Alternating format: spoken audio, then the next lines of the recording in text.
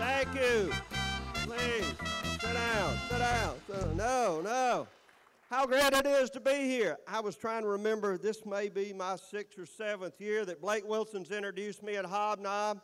All of you know Blake's had some health care challenges recently. He's come through them. He's back better and stronger than ever. I was on the road with him the other day. Believe me, this guy can deliver. Blake Wilson, thank you so much for your leadership. Bob Pittman, you were right. Bob did like I did. He went down to Florida when I was looking for an MDA director and got their best player down there. What a good draft choice we have from Florida. We got Blake down and Brent Christensen. Is Brent here today, our new MDA director? Come on, Brent, yell at it. There he is, right there, guys.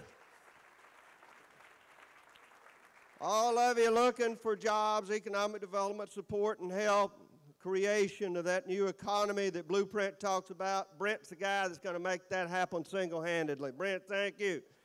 Look, I just want to welcome everybody today. There's someone here that is one of the people that work hard every day in the state of Mississippi. She actually has 2 jobs. She's still working at St. Dominic's Hospital, and she has the most demanding unpaid job in the state of Mississippi. I got her over here this morning to be with me. She's been my first lady for 35 years. I'm awful proud she's your first lady. Deborah Bryant. Stand up, baby.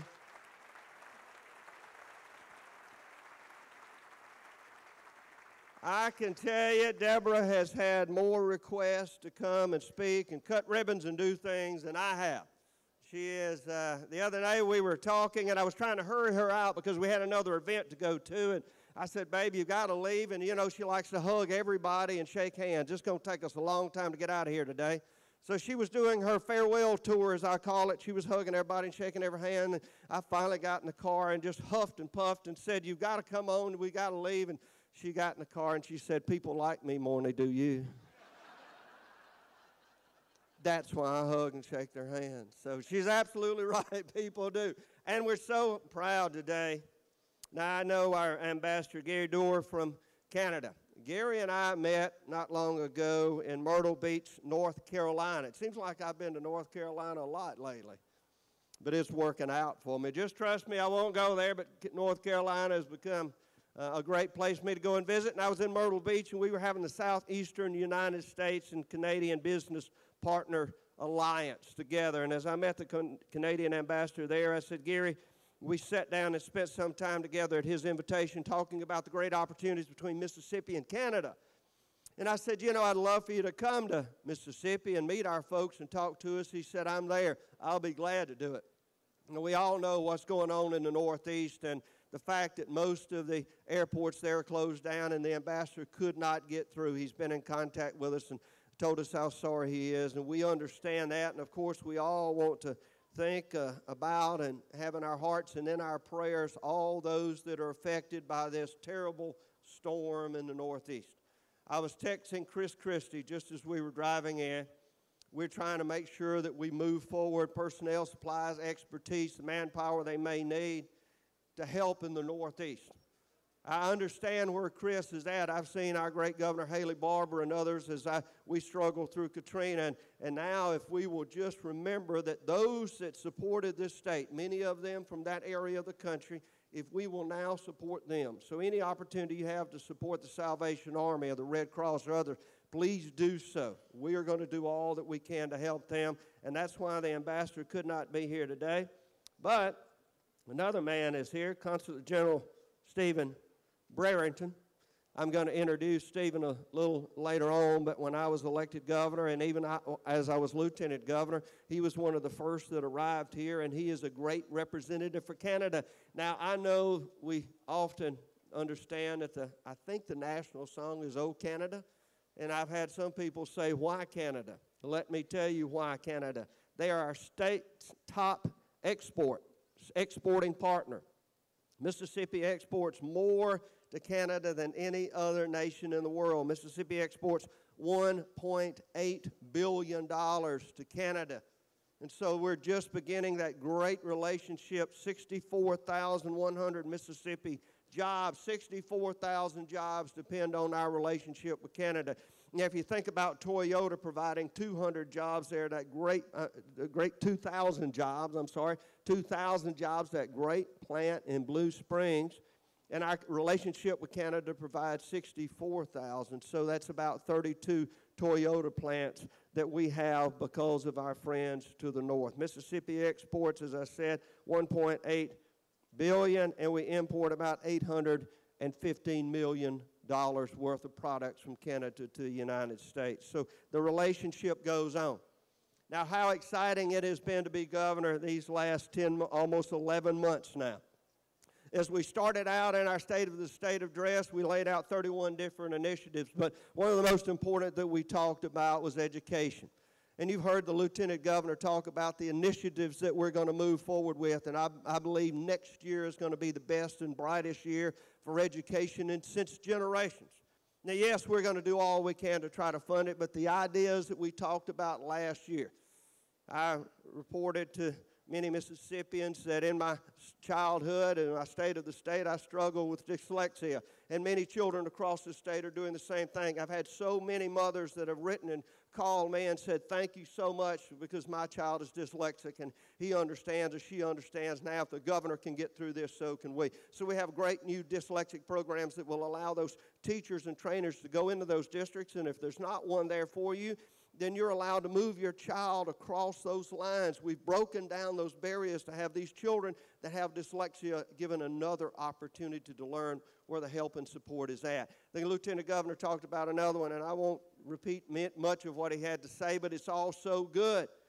You see, we started rating our schools from A to F now. That's something we were talking about in the 1990s, and a lot of people in the education community didn't want that to happen.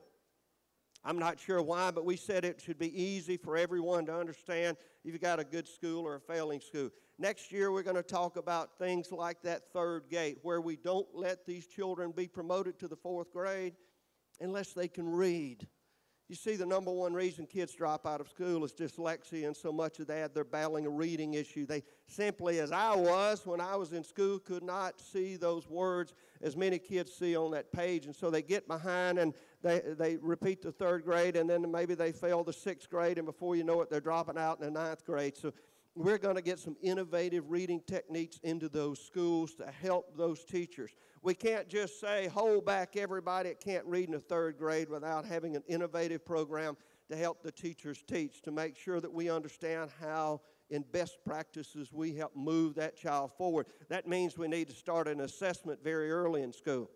Now, I'm very happy that this organization, MEC, put together building blocks years ago. And we need to do all that we can in the legislature to work to make sure that we continue that program.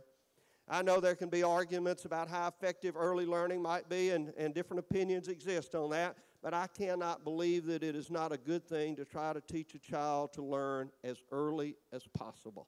And everyone used to say that's a parent's responsibility, and I agree completely. My mother and father sat down with me and said, you're going to start learning how to read, and we began slowly with progress. Every child has that opportunity, but in our society today, many parents have abandoned that responsibility. Now, I'm not saying we're going to turn them over to government, but we've got to do the best that we can, because that workforce that we need in the future is going to be totally dependent upon those young children that are in school today. The children that are in the 8th and 9th grade will be the workforce before I leave office. You see, the companies that I'm trying to encourage to come here in the state of Mississippi are trying to determine if our 8th and 9th graders can read and do math. Are there STEM programs of science, technology, engineering, and mathematics available? Yesterday I was at FNC. They're having a wonderful relationship with a great company from Brazil. And that company wants the IT specialists they need for the mortgage company that they run there, Cichipa. And Cichipa says we need to make sure that if we come to Mississippi, you can provide that 100 new employees in the software industry. And so as we were there at FNC, which originated in Oxford, Mississippi, originated there in Oxford, FNC said we're going to struggle for the future to make sure that we have these 100 now, but we're going to need many more in the future as that company expands. It's been said that the road to success and the road to successful economic development in Mississippi must go through the schoolhouse door. So we're going to work hard. We're going to demand accountability. We're going to say that we think we ought to pay teachers who are the very best. A payment based on a compensation program based on performance. Now, I know everybody says, well, how are you going to get there? It's going to be subjective or objective. We got a program that we can help put that together on. So somebody's favorite teacher's not being picked out and given more money than the other one. But it is not fair, I believe, to have the very best teachers in a classroom being paid the same as those that are not making an effort. Now, that's the same thing that happens in business. And if we are going to get the very best teachers to stay in the classroom, we're going to have to identify who they are and help pay them. You see, what they have to do now is they get to that certain level. They become a master teacher if we can. We've got a great master's teachers program. But they have to go into administration because they say that's where the revenue's at. That's where the earning opportunity is. So we take out the good teachers and we move them there. So you're going to hear more about that in our legislative agenda as we start talking about public education, as we start talking about charter schools, desperately needed, and particularly the failing school districts. Now, I've seen them. I've been there. I'm a disciple. I've been to Helena, West Helena, Arkansas. I've been to New Orleans. Those systems will work. So education is going to be our key. Last year was the most business-friendly legislative session in Mississippi's history. These two gentlemen over here, the Speaker of the House and this Lieutenant Governor, helped lead the way. Next year, our most progressive education system in Mississippi's history, perhaps in America's history. Let's think big. The most progressive, successful legislative session on education will take place next year, and we're going to need your help to get there. Look, I want to thank you. Many of you have supported me all these many years. We have worked hard to make sure that we push forward on this environment, as you heard, in healthcare and in energy, and we're just getting started. Let me tell you, the opportunities that I get to see every day when I'm out there cutting ribbons and breaking ground are phenomenal.